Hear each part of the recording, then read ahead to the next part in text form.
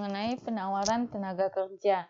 Nah, penawaran tenaga kerja secara teori kita ambil buku yang telah dijelaskan oleh Dan Billante dan Mark Jackson. Dia banyak faktor yang mempengaruhi penawaran tenaga kerja. Yang jelas yang pertama yaitu upah. Nah, upah ini sangat akan mempengaruhi seseorang untuk bekerja. Kalau tinggi upah, maka akan banyak orang menawarkan pekerjaannya. Kalau rendah upah, maka orang akan cenderung untuk menurunkan tidak bekerja dalam pekerjaan tersebut. Tetapi tidak semua orang akan melakukan hal demikian. Ada juga yang primary worker dan ada yang secondary worker yang telah kita pelajari. Ada yang memang butuh upah, jadi bagaimanapun ya, walaupun rendah upahnya, tetap dia akan bekerja dalam perusahaan tersebut.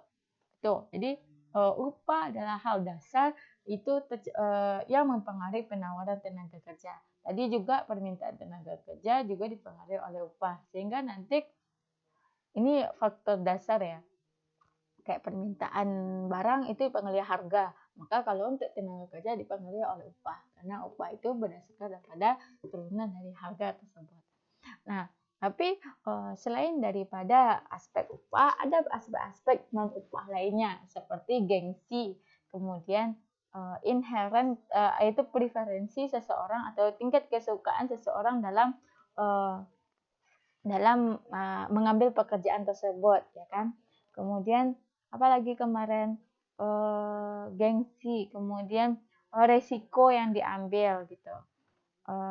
Jadi dengan ada resiko yang diambil, kemudian ketertarikannya terhadap pekerjaan tersebut, gitu. Nah, nanti itu akan mempengaruhi perbedaan upah. Kemudian perbedaan upah tentu akan mempengaruhi penawaran tenaga kerja dalam seseorang. Nah, selain upah, kemudian juga ada faktor eksternal lainnya, sebagaimana yang telah dipelajari sebelumnya. Apa itu? Yaitu seperti fertilitas, yaitu tingkat kelahiran yang semakin tinggi, sehingga memaksa seseorang untuk harus bekerja atau mengeluarkan pekerjaannya. Nah, kemudian fertilitas, ya kan? Jadi adanya perubahan siklus di sana. Kemudian yaitu tingkat pendidikan atau wanita, keputusan perempuan yang ingin bekerja, yang dimana dalam jangka panjang ya, termasuk bagaimana perubahan sekular dalam partisipasi tenaga kerja, yaitu wanita yang bersuami, kemudian kaum laki-laki berusia 65 tahun ke atas, kemudian laki-laki yang usianya jaya, kaum laki-laki yang berusia 18-19 tahun, kemudian bagaimana keputusan dalam kependudukan, bagaimana biaya anak-anak, kemudian pendapatan. Jadi banyak faktor yang mempengaruhi di sini. Silakan dicatat sendiri, yaitu kalau menurut buku Dan Billante yang sudah dipelajari sebelumnya.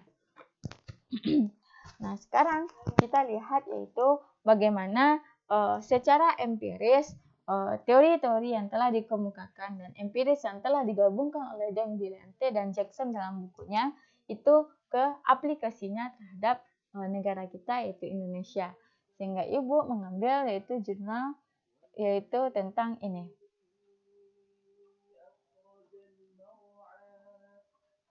Analisis penawaran tenaga kerja wanita menikah dan faktor yang mempengaruhinya di Kabupaten Brebes. Dia melakukan ini adalah Putri Nadia Maharani dan Purwanti dari Purwanti Evilia Purwanti. Nanti kalau untuk jurnal kan nanti dibacanya dibalik. Nah, di sini analisis penawaran tenaga kerja. Jadi tenaga kerja perempuan lah yang menawarkan diri atau mencari pekerjaan untuk bekerja di Kabupaten Brebes. Nah, ini dia drop lagi. Jadi tenaga kerja bukan wanita saja, tapi wanita yang menikah. Jadi kenapa dia mengambil penelitian ini? Berarti ada hal yang menarik yang bisa disorot dalam penelitian ini. Ini penelitian yang dilakukan pada tahun berarti sebelum tahun 2012, karena jurnalnya terbit pada tahun 2012. Saudara bisa baca dalam abstraknya ya. Jadi sekarang ini banyak pernikahan yang banyaknya wanita yang menikah itu masuk ke dalam pasar tenaga kerja. Nah, kondisi ini membuat apa? Itu membuat wanita yang menikah itu menjadi peran besar dalam rumah tangga, aturan rumah tangga ekonomi, dan membangun perekonomian juga. Jadi nggak hanya laki-laki saja lagi yang membangun perekonomian. Buktinya saja, saudara sudah bahas di UTS, secara global Indonesia perempuannya juga sudah mengalami peningkatan. Artinya perempuan itu sudah mengambil peran juga dalam membangun perekonomian. Nah, banyak penelitian yang telah mengeksplor bagaimana potensi wanita bekerja ini. Nah, sehingga si Putri dan Purwanti ini menganalisislah bagaimana nanti pengaruh dari penawaran tenaga kerja di kabupaten wanita yang menikah di Kabupaten Brebes. Nah, analisisnya sederhana yaitu menggunakan ALS, Ordinary Least Score. Nah, metodenya apa? Ini variabelnya jelas ya. Penawaran tenaga kerja wanita menikah. Kemudian variabel tidak bebasnya ini WACC, yaitu upah. Jadi ini ada ya di teori dan Bilante, upah, kemudian pendapatan suami, umur, pendidikan, jumlah anak, dan pengeluaran rumah tangga. Nah, dia mengambil berapa? Yaitu 100 responden dan data sekunder. Jadi ada dua data yang digunakan, data primer dan data sekunder.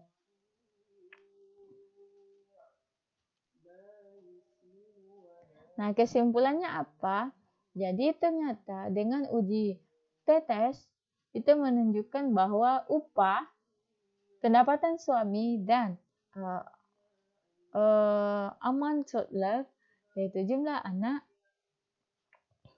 itu signifikan mempengaruhi penawaran tenaga kerja. Sedangkan umur dan tingkat pendidikan tidak signifikan mempengaruhi penawaran tenaga kerja wanita yang menikah. Nah, kenapa dia mengambil hal ini? Nah, ini dia.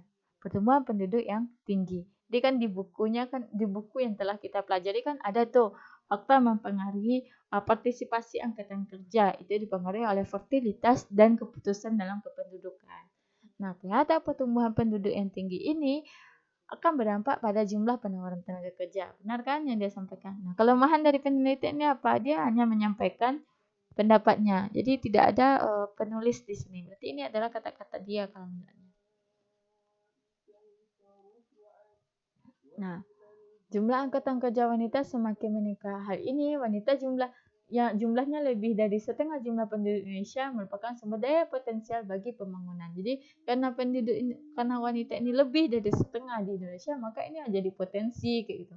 Terbukti kan di dalam kelas saudara saja bisa dihitung berapa laki-laki yang ada di dalam kelas. Sehingga ini menjadi bukan lagi suatu hal yang disalahkan kalau perempuan itu bekerja. Gitu. Apalagi yang sudah menikah. Jadi nggak masalah gitu. Asalkan masih dalam koridornya dan masih bertanggung jawab terhadap apa sebenarnya tujuan utama dari wanita yang telah menikah. Nah, ini kesadaran wanita menikah dalam memasuki fase tenaga kerja didorong oleh berbagai faktor. Adapun faktor tersebut yaitu faktor ekonomi. Ingin meningkatkan kesejahteraan keluarga, berarti ingin meningkatkan pendapatan. Nah, ada juga faktor sosial di sini. Faktor sosialnya apa? Yaitu unsur prestige, yaitu gengsi terhadap wanita berpendidikan tinggi dan menganggap bekerja merupakan salah satu pembuktian dan aktualisasi diri. Sehingga wanita yang bekerja di luar rumah atau di sektor publik mempunyai nilai yang lebih tinggi daripada sektor domestik. Walaupun apa yang diharapkan tidak sesuai dengan keinginan. Masih ada yang berpikir demikian. Ini adalah kenapa hal ini menjadi sorot utama dalam permasalahan yang akan diambil. Kayak gitu. Nah, di sini terlihat bagaimana partisipasi angkatan kerja 15% dari tahun 2008 sampai 2019. Meningkat di 15%.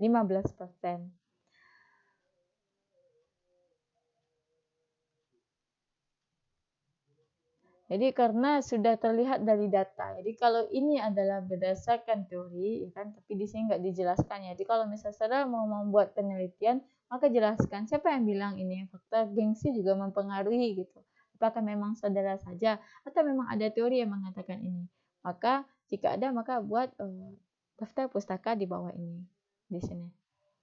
Nah, ini Setelah dia mau menjelaskan teori, baru dia drop berdasarkan data. Nah, ternyata data benar menunjukkan angkatan kerja wanita itu sangat tinggi. Sehingga kesadaran artinya apa? Kesadaran untuk memasuki pasar tenaga kerja telah ada, baik sebelum dan sesudah menikah. Makin jelas bahwa kontribusi yang cukup besar dalam pembangunan yang dilakukan oleh wanita. Jadi, karena wanita diasumsikan bisa berkontribusi dalam pembangunan dan adanya peningkatan angkatan kerja di Kabupaten Brebes, maka itulah yang disorot oleh penulis di atas. Ini adalah teorinya ya. Nah, ini ya yang kita pelajari bahwa bending supply cost. Menurut ini dia ngambil dalam buku Sony Sumarsono. Kalau misalnya saudara ambil nih.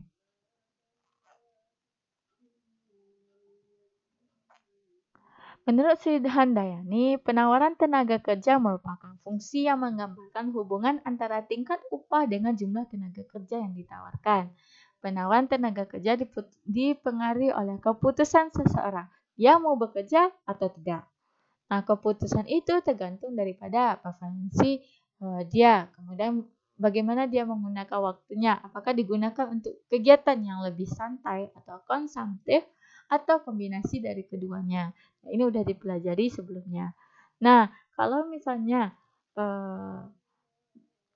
dari tingkat upah, maka keputusan orang bekerja akan dipengaruhi oleh penghasilannya. Penghasilan yang relatif sudah cukup tinggi, maka seseorang akan cenderung mengurangi waktunya untuk bekerja, ya kan? Kan dulu udah Ibu jelaskan. Jadi ketika upah naik, maka orang akan ingin bekerja.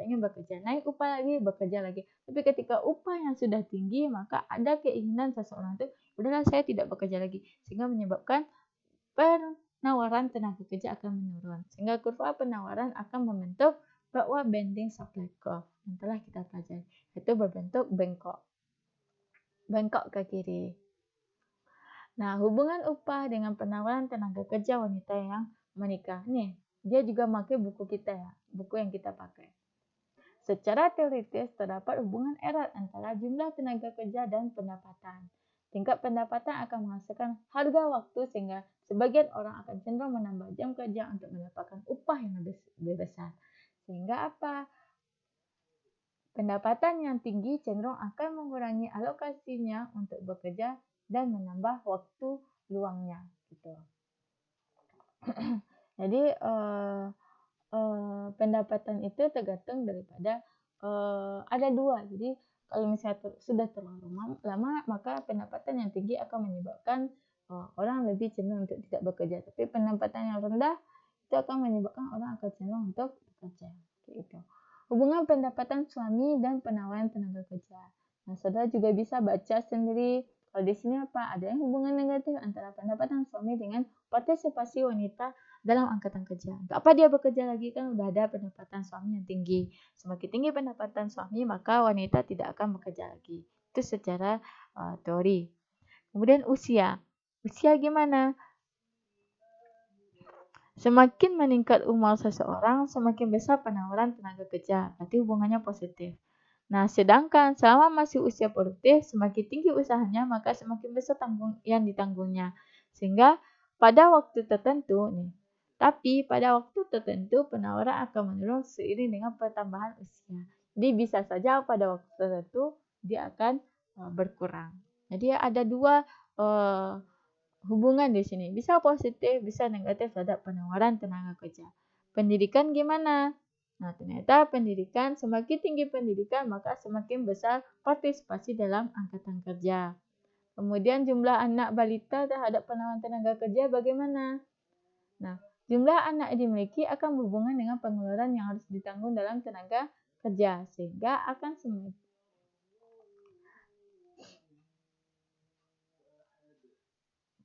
Jadi hubungannya itu adalah negatif. Kenapa? Karena semakin banyak jumlah anak balita, semakin menyita waktu yang dihabiskan di pasar kerja. Karena adanya tanggung jawab untuk mengurusi tumbuh kembang anak. Jadi orang tua atau istri itu lebih fokus kepada anaknya. Gitu. Jadi itu secara teori. Jadi nggak bekerja juga. Gitu. Pasti ada waktu untuk mengurus anaknya. Nih, ini berdasarkan teori tadi serta tinjau empiris, maka diperoleh kerangka pemikiran seperti ini. Bagaimana upah diasumsikan positif, penghasilan suami negatif terhadap penawaran tenaga kerja wanita menikah, usia itu bisa positif dan negatif, pendidikan itu positif, yaitu bisa meningkatkan penawaran tenaga kerja, jumlah wanita itu semakin menurunkan tenaga kerja. Jadi kalau misalnya banyak anak, pasti orang nggak akan bekerja, kalau istrinya tidak akan bekerja. Pengelola rumah tangga itu hubungannya adalah positif. Nah, nanti penelitiannya dilakukanlah itu sampai kayak gini kan. Kemudian silahkan saudara baca sendiri. Intinya di sini, apa yang signifikan mempengaruhi? Oh, ternyata WACC, upah berhubungan positif. Semakin tinggi upah, ini kenapa positif? Ini tandanya positif. Semakin tinggi upah, maka akan semakin tinggi penawaran tenaga kerja wanita yang menikah. Dia husband, yaitu pendapatan suami. Ternyata hubungannya negatif. Semakin tinggi pendapatan suami, maka akan semakin rendah penawaran tenaga kerja. Terbukti dia. Kenapa? Karena nilainya lebih kecil daripada 0,021. Jadi, WACC dan dia husband memang sesuai dengan apa yang disampaikan dalam teori. Itu berhubungan positif, pendapatan suami berhubungan negatif, dan ditandai dengan nilai yang signifikan. Oh, upah. Upah dan tingkat pendidikan nilainya itu lebih besar daripada 0,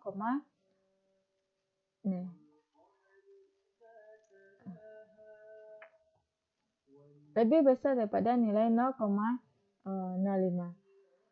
Artinya di sini adalah bahwa umur dan tingkat pendidikan nggak mempengaruhi seseorang untuk menawarkan pekerjaan atau mencari pekerjaan. Tot ini adalah jumlah bayi yang diasuh.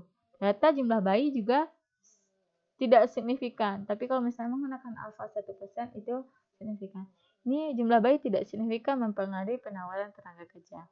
Tapi pengeluaran rumah tangga signifikan karena lebih kecil daripada 0,05 kayak gitu. Jadi bisa kita ambil kesimpulan bahwa dengan alfa yang 5%, maka upah, pengeluaran pemerintah dan upah, pendapatan suami dan pengeluaran rumah tangga itu mempengaruhi penawaran tenaga kerja. Nah, kalau kita menggunakan, kalau di sini ya, signifikasi alfa adalah 10%. Berarti TOD atau jumlah bayi itu juga signifikan mempengaruhi kayak gitu. Ini adalah uji yang dilakukan sendiri. Nah, itu dia. Jadi, di sini kan ada upah. Kemudian tadi sudah Ibu jelaskan ada fertilisasi, bagaimana pendapatan, terus bagaimana wanita yang bersuami, kata Ibu tadi kan. Nah, kemudian ada jurnal. Jurnal siapa tadi? Jurnal yang dilakukan oleh si Putri. Jadi kita tambahkan dulu jurnalnya mengenai penawaran tenaga kerja. Nah, Putri kemudian kita citasikan. Nah, jadi menurut Putri tadi, apa yang faktor yang mampu mempengaruhi penawaran tenaga kerja? Jadi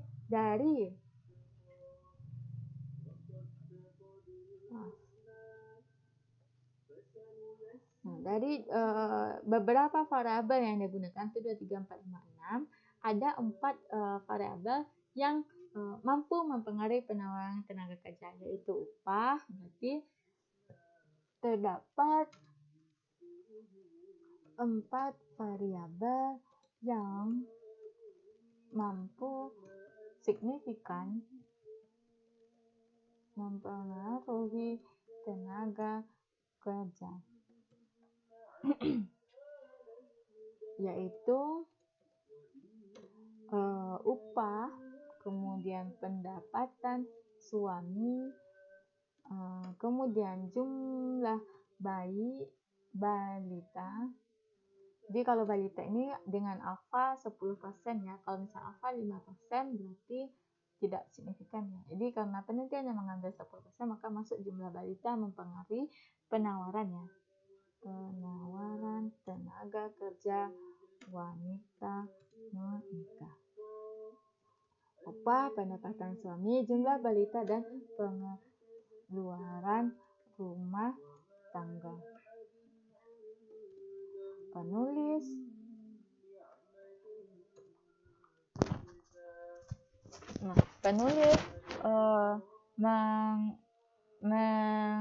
mengungkapkan bahwa upah signifikan positif, apalagi yang positif.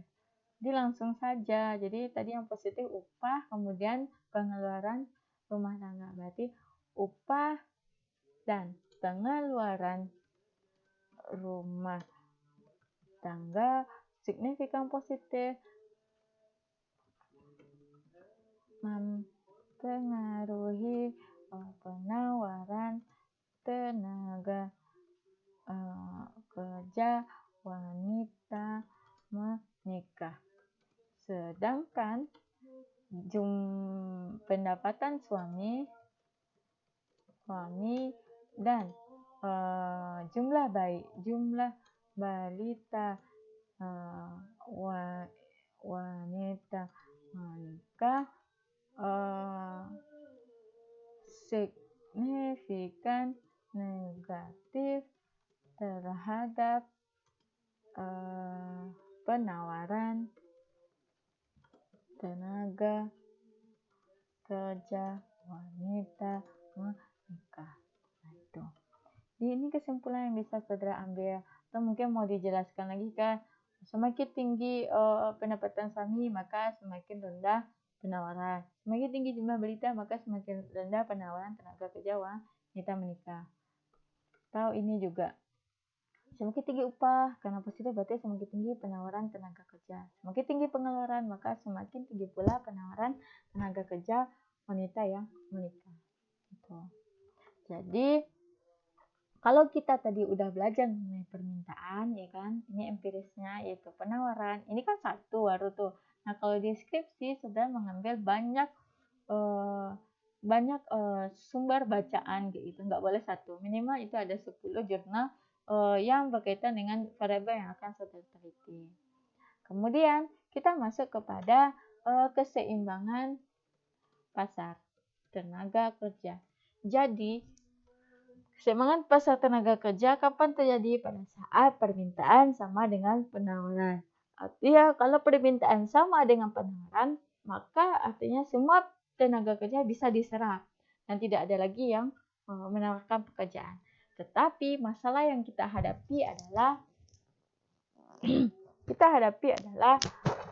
pasti akan ada yang namanya kesenjangan di sana. Tidak selalu terjadi yang namanya equilibrium. Nah, sehingga kalau misalnya penawaran tenaga kerja yang lebih besar daripada permintaan tenaga kerja, maka ini yang dikatakan dengan pengangguran. Jadi yang namanya pengangguran. Tapi kalau penawaran tenaga kerja lebih kecil daripada permintaan tenaga kerja, maka di sini akan terjadi apa? Yaitu permintaan tenaga kerja. Akan ada rekrutmen besar-besaran gitu. Sehingga masalah yang akan kita hadapi biasanya adalah ketika penawaran yang lebih besar daripada permintaan. Jadi ini aja menjadi masalah. Sehingga kita ambil masalahnya yaitu pengangguran. Dan Ibu rasa untuk pengangguran kemarin kan sudah bahas juga jurnalnya. Nah sekarang mungkin Ibu hanya bahas secara sekilas saja mengenai pengangguran. Di mana kemarin Ibu udah bilang bahwa faktor yang mempengaruhi pengangguran dalam jangka pendek itu bisa dengan upah dan inflasi ya. Di mana inflasi dalam jangka pendek berbentuk negatif, upah juga berbentuk negatif, tetapi dalam jangka panjang maka dia tidak akan mempengaruhi pengangguran. Upah maupun inflasi tidak akan mempengaruhi pengangguran. Itu menurut teori yang dibantah oleh Feldman mengenai kurva Phillips yang telah dijelaskan dalam jangka pendek. Nah, dan jurnalnya pun sebenarnya sudah ada. Tapi untuk tambahan, Ibu gunakan jurnal satu lagi yaitu ini.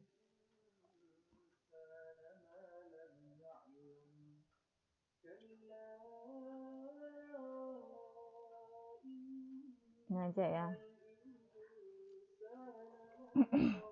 Kalau kemarin kita melihat yaitu ada inflasi dan upah, kemudian pertumbuhan ekonomi. Nah, di sini yang Muhammad Nurcholish yang mempengaruhi pengangguran yaitu di Jawa Timur. Kalau kemarin bahasan kita itu ada di mana kita kemarinnya?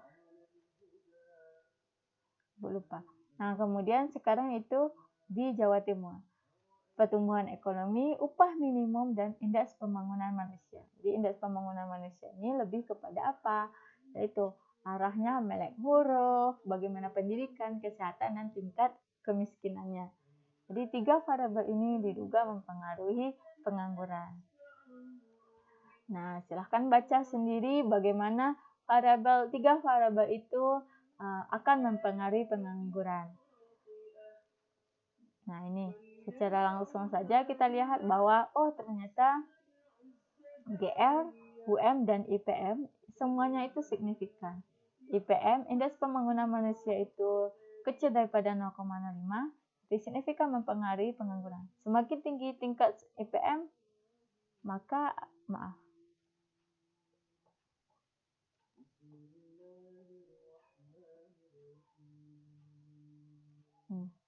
semakin tinggi tingkat IPM, maka semakin tinggi tingkat pengangguran. Jadi ada hal yang menarik di sini. Kenapa itu bisa terjadi?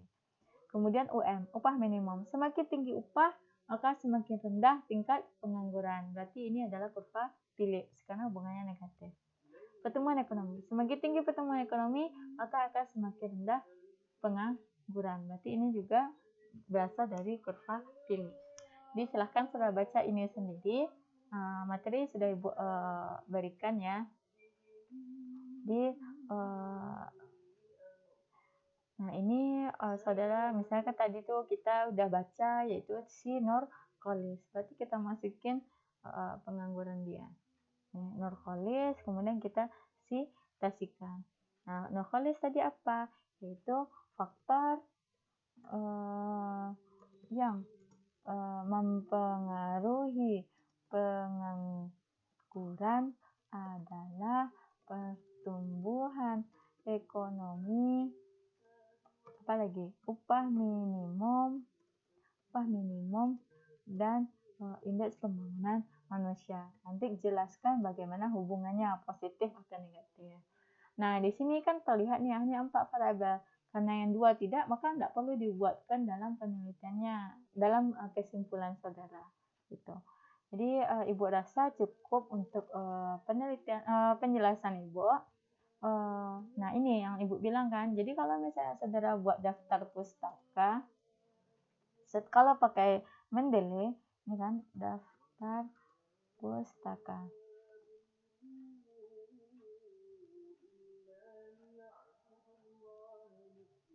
Nah, ketika saudara insert bibliografi, misalnya ambil American Style, biasanya orang pakai ini. Kemudian insert bibliografi, maka semua dari jurnal yang sudah saudara gunakan itu akan tersitasi dengan baik. Ini tidak perlu diketik satu lagi. Nah, kenapa ini N? Karena kan dalam bahasa Inggris gitu. Jadi Ibu rasa kuliah hari ini selesai. Silahkan dipelajari lebih dalam. Sekian, Assalamualaikum warahmatullahi wabarakatuh.